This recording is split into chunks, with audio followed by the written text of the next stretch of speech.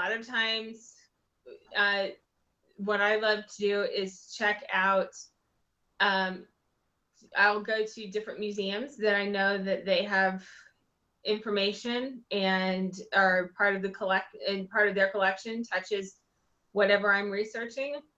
And I will be able to go on their website. A lot of museums have digitized collections, and because they are digitized, I can access them. So things like photographs or newspaper articles, things like that, are on those websites. And just because I don't have the physical item in my hands doesn't mean that that isn't a primary source. If I'm looking at a photograph and it directly relates to my project, or if I'm looking at ledger entries documenting my topic, and even though it's online, it can still be a primary source because you are looking at the original. It's just the digital version of it. So in terms of finding other primary sources, there are all kinds of really great websites that I love to go through, like we said before, Library of Congress, National Archives. But there are also several newspaper databases that you can go and look through and look at original newspaper articles.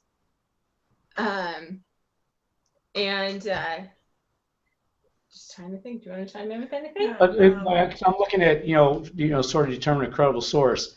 Our university websites, are those going to be legitimate? EDUs, the .govs, the .orgs. How do you sort of determine what's the most credible?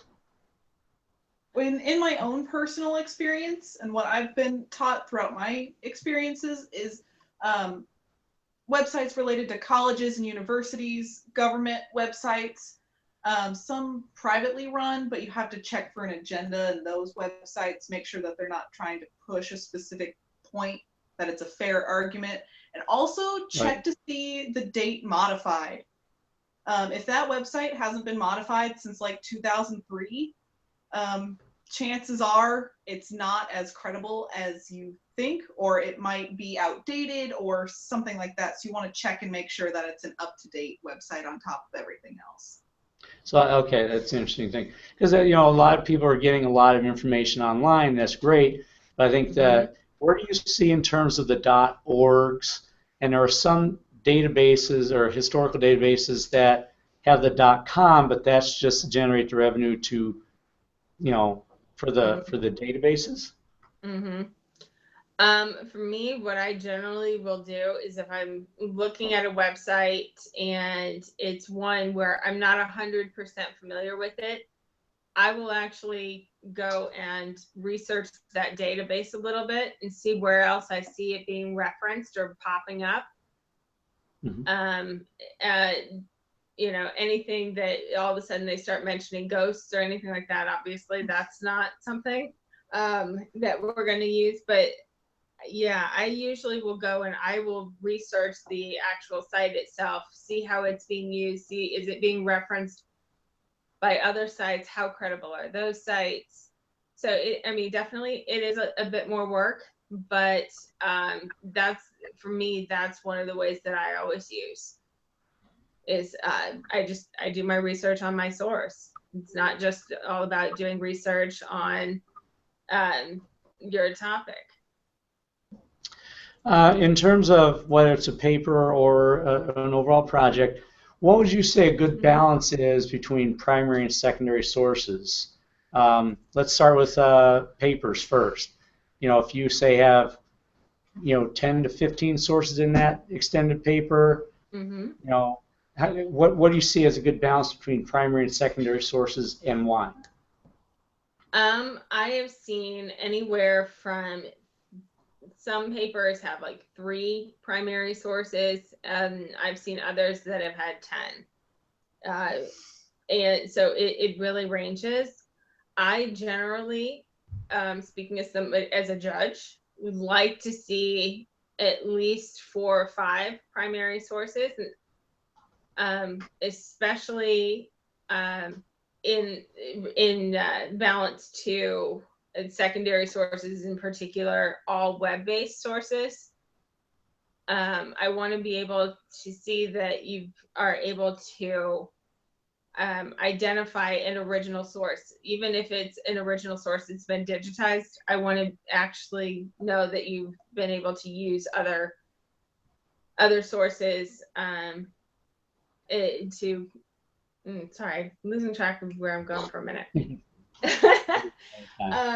But yeah, I usually, for me, I like to see at least 4. I know that that's not always so easy, but especially given things like a really popular topic, like Tylenol murders, being able to go, and there's so many newspaper and magazine articles that are widely available on databases. So that's something that finding newspaper articles, you could find all kinds of primary sources just on the newspaper articles and the reports that were coming out. Whereas other sites, like I know one school around here likes to do the Watsika Wonder, and they can only find a couple of sources, so it's really difficult. So some of it's also just the availability of sources on your topic and what is still around and what's not. But generally, for me, I like to see a minimum of 3, but generally 4 or 5. So on a paper, do you see more secondary sources with those 4 or 5 primary sources, and then switch to the project part where that's more visual and you're putting a number of primary sources in? How do you see putting secondary sources into the project part? Secondary sources, folks have used them to help them write their, like you're doing an exhibit, helping them write their labels, and helping them to come up with timelines. Primary sources are great for creating that visual aspect, as well as, like I was talking about earlier, you want to be able to read a photograph. You want to be able to talk about this is what's going on in the photograph and help contextualize it. And that's a good way that you can blend secondary and primary sources. And the same thing goes for websites and documentaries as well, as you can blend it in with the text and the research that you pair with those visual elements. Okay, I've got a question. Come on up here. So I just have a quick question about a primary source. So just to give context really quickly, so my project is about Joe Louis and how he took a stand on the PGA golf system and how they didn't allow African Americans to use it. So would a primary source be considered if it was like an ESPN article written in the 1970s? When did the event take place? The 1970s. 1950s, sorry. And the So article was 50 written, articles the article was written in the 1970s? Yes. So Correct. it would have been, it would have been something that was created after the fact. But what is it, using somebody's personal reminiscences, or is it just a summary article? It's a interview with him. So it's like a So he was actually interviewing Joel Louis in the 1970s about 1950s. yeah. Ooh, that's a tricky one. I don't know what I'd count it as a secondary source, but it's also a primary source. Right, I sort of consider both, but I'd almost consider a primary source if it's him recollecting, even though he's not going to necessarily remember everything exactly. To me, he's doing, and it's that interview that's happening from him. So I would almost consider it a primary source, but I do think it's a murky area. Is it an interview with analysis, or is it just an interview? Because if he analyzes it and breaks it down in a different way, then it turns it into a secondary source. It's just an interview, but it has parts of analysis, which is why the question is being brought up. Ooh. That is an excellent question.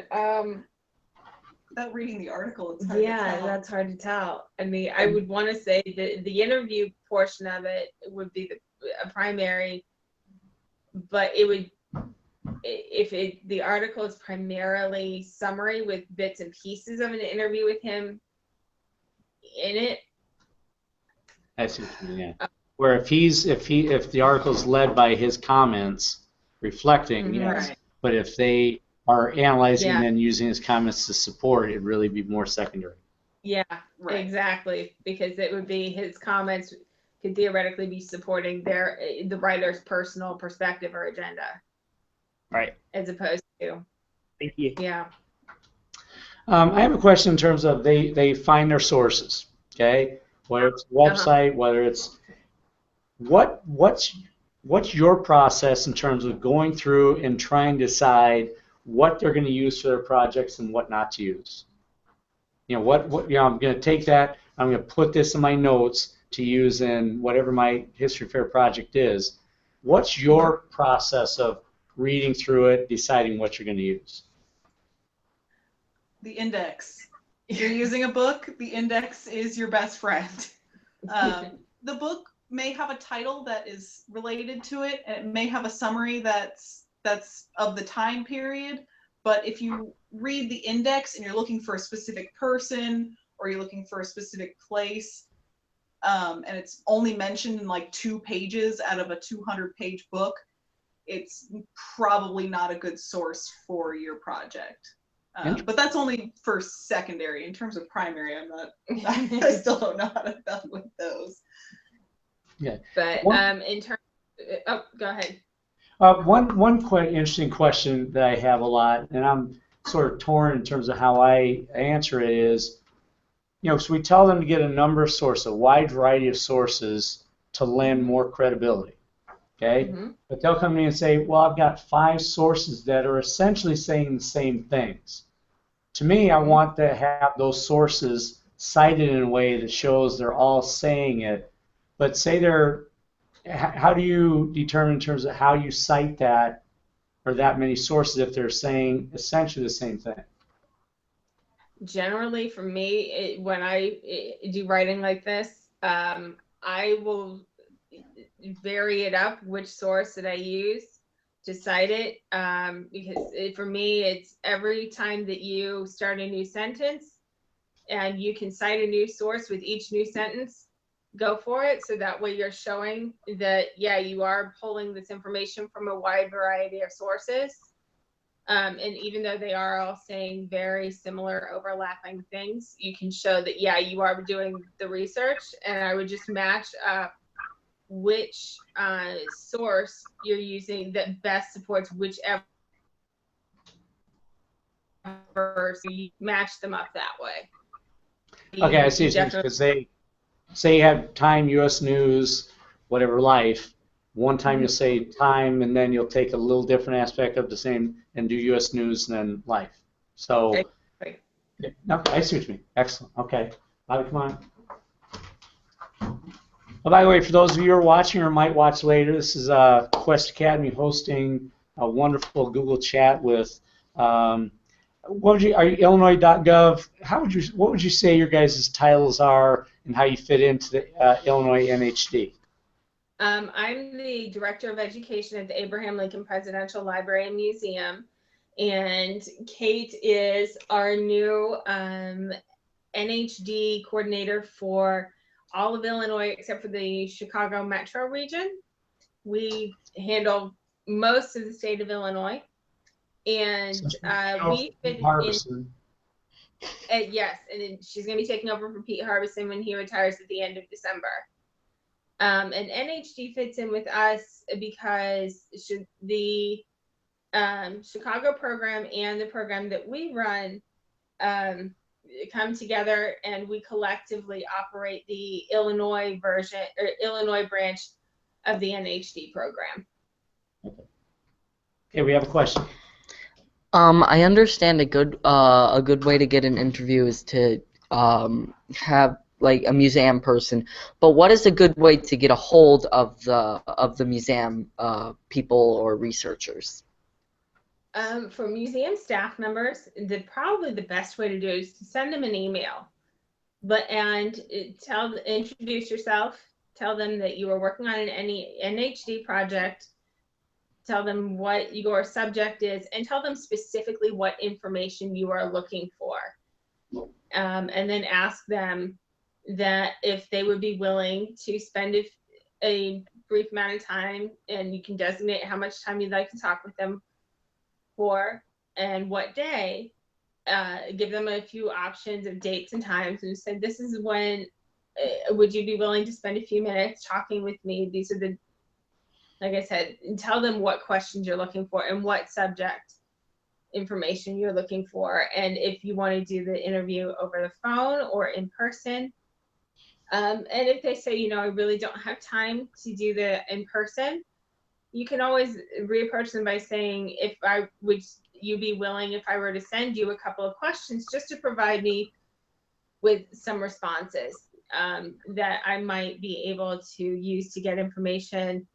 And then if there's something you really like, go back to them and say, hey, I really love how you worded this. Would you mind if I use this as a direct quote? Okay, and do you know how to get those emails? All you have to do is go on the museum's website. And then if you're having a hard time finding it, because I know some museums only put like contact information for a general department, you can always call the museum's main phone number and ask if you can speak with somebody in whatever department you're looking for. Or ask them, I have this research project and I'm trying to find somebody who might be able to answer a couple of questions for me, and let the museum staff help you figure out the best person to talk to. Okay, thank you. Ambi? You're welcome. So when we're researching and like when you're judging our projects, so what would you be looking for more of? Like, would you be looking for how well we found sources and like good interviews and good like pictures and newspaper articles and stuff like that, or would you be looking at like things like how well we like put it together? For me as a judge, I like to see how you pull it together. I want to see that you have an understanding of your topic and you're able to pull in all of the different research sources that you've used to explain the topic to me. So I always kind of like to think of it as, how well are you demonstrating a full understanding, and how well can you of your topic, and how well can you teach somebody else about it? Because that's really one of the things that you're doing as a student historian, is that you're writing a paper that somebody else can read and they can learn from. When you're doing a website or a documentary or an exhibit, those are all things that the public will be able to see, and so you want them to be able to understand your topic. And so one of the important things for me as a judge is seeing how you pull everything together and how you interpret that. And you're able to use your great sources and photographs and everything like that to help tell that story. But for me, it's all about how you understand your topic and how you present your thesis, and you make your argument for the point you're trying to make with your thesis. Okay. In a documentary, in a performance, in a website, what is the best way you feel to present the theme and / thesis throughout the project, referencing it and so forth? I think the best way to go about showing taking a stand and presenting your thesis is by showing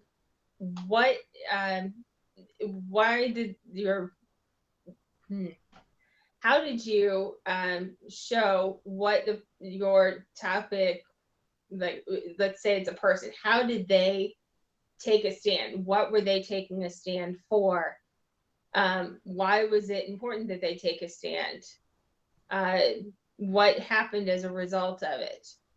And to show that, to almost do like a progressive storytelling throughout your project, talking about and highlight using taking a stand as your running theme of how did that whole process of taking a stand from the very beginning of the person's involvement with the issue that they are taking a stand against or for, how did they incorporate that and weave that through their lives, and then how are you showing that in your story that you're trying to tell. What I kind of try to say is they've got to reference it, kind of hit us over the head with it, kind of like lyrics in a song. Exactly. Make sure you don't reference your thesis in the very last 3 seconds of your documentary. Reference it, repeat it, repeat it, repeat it, repeat it, repeat it. Exactly right. And that's the thing that I see as a judge. I've judged many NHD projects that they'll kind of have their thesis out there, and then they'll kind of repeat them, and they have good stuff in the middle, but they've got to show how that information emphasizes that aspect of the theme of the thesis. Mm-hmm. Absolutely. I have another question. Go ahead. All right. So, what to you is the best way to present your information in, like, just stating your facts and then letting the people that read or watch your documentary take their own opinion, or presenting more of a bias and sort of giving a persuasive form? I think that if you're just stating the facts, it's difficult to show a lot of analysis, and you're asking your judge or your viewer to do the analysis themselves. But that's one of the things about, because you have a thesis statement, you yourself are taking a position. And so what you want to do is you want to use your project to support your position and really show how your research has helped you to prove your position and to strengthen it. But you want to lead the analysis. You don't want to leave your viewer sitting there having to piece that together themselves. To me, I think here's my thesis, and here's how these facts support the thesis. Here's how these facts support the thesis, and these facts show the thesis this way. Yes. Okay. Thank you. What do you see? Help me with it. What do you see as a sort of quick synopsis of what taking a stand could be? What are some instances you think? Could it be Miles Davis taking a stand against record company business people in trying to create a new form of jazz? Is that taking a stand? Absolutely. As long as you can justify it and have sources to prove it, it can be positive or negative or as blatant or subtle as you want it to be. And the other thing too to consider when you're looking at taking a stand is that sometimes what the people or organizations or whomever you're covering, sometimes that issue that is being fought over or proven or argued that people are taking a stand against or for is still not resolved. And that doesn't disqualify it as a potential topic. You don't have to always just use something that's said and done. I mean, there are so many stories that can be told relating to topics like immigration. That is absolutely not a story that has been resolved, but it's a historic one that goes back for decades. And you can take any decade and look at it at that story. So definitely consider stories that are still ongoing in our lives today. One sort of last question. Tell me in your words what NHD and History Fair is and why it's good for students.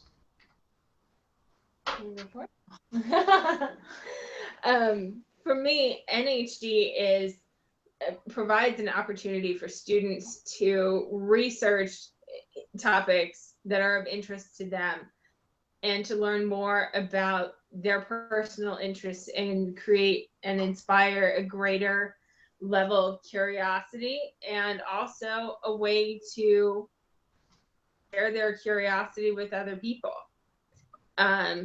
And I've done other projects that are kind of similar to NHD before, and one of the things that we always love to see come out of projects like these is just a personal connection. We want you guys to be able to feel connected to your topics, and to see how you can connect it to your lives today, whether it's something that you're researching that, let's say you're researching a local business or organization that has taken a stand in your community that you're familiar with, but you've never actually learned much about. Hopefully you'll be able to see a connection to how this local business has affected the lives of the people in your community, and how it's affected possibly your life as well. So for me, that's the power of National History Day and Illinois History Day, is just to explore your world and be able to use your powers of creativity.